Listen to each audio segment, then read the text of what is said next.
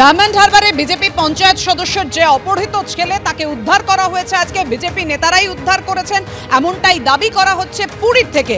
10 দিন ধরে নাবালককে খুঁজে পাওয়া যাচ্ছিল না। সংবাদ মাধ্যমের বিষয়টি সামনে আসার পরই এক শিক্ষকের কাছে ফোন আসে, আর সেই ফোনের সূত্র ধরেই পুরী থেকে নাবালককে উদ্ধার করা হয়েছে। কেন্দ্রীয় এজেন্সি দিয়ে তদন্তের দাবি জানাবো, যারা যারা যুক্ত আছে তাদের বিরুদ্ধে আইন অনুযায়ী ব্যবস্থা নিতে হবে, দাবি শঙ্কুদেব পণ্ডার। পুরী থেকে নাবালক ছেলেকে উদ্ধার করলো বিজেপি নেতার পরিবার। ডায়মন্ড হারবারের বিজেপি পঞ্চায়েত সদস্যের অপহৃত ছেলে উদ্ধার পুরী থেকে।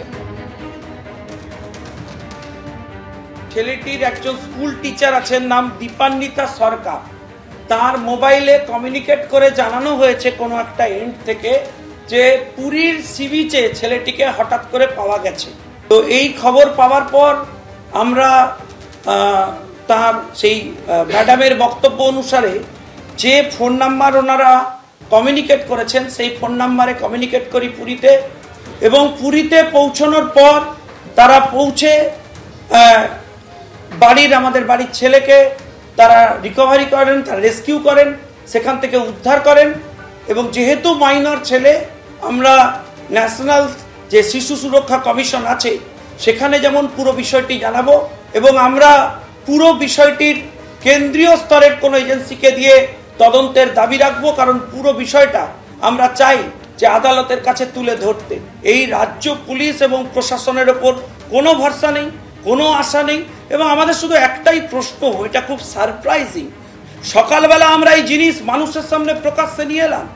10 দিন ধরে যে ছেলেকে খুঁজে পাওয়া যাচ্ছিল না, রাত 9টার সময় হঠাৎ করে একটি ফোন, সেটা উড়িষ্যার পুরী থেকে সরাসরি এসে পৌঁছলো তার একজন শিক্ষয়িত্রীর কাছে, যে ফোন সরাসরি তার বাড়িতে আসেনি। ফলে একাধিক গ্রে এরিয়া রয়েছে এই সাবজেক্টের উপরে, কিন্তু সেই গ্রে এরিয়ার ইনভেস্টিগেশন এই রাজ্যের পুলিশ করুক তা আমরা চাই না। আমরা ওই পুরো বিষয়টা নিয়ে কেন্দ্রীয় স্তরে যাতে তদন্ত হয় সেই আশা রাখবো। পুলিশি নিষ্ক্রিয়তা বলেছিলেন, কিন্তু পুলিশই খুঁজে বার করে তাকে পুরী থেকে খুঁজে পেয়েছে। এবং সব থেকে বড় কথা হচ্ছে, অপহরণের কোনো কথাই ওঠেনি।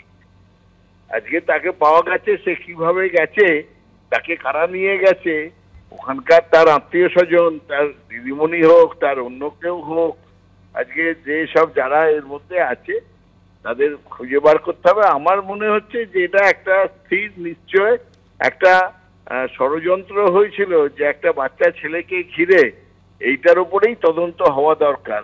কিসের উদ্দেশ্যে এই শঙ্কু পান্ডা তথা তাদের ফ্যামিলি এইরকম একটা মিথ্যে অভিযোগ করলো, সেইটাই আগে প্রথম জানার দরকার।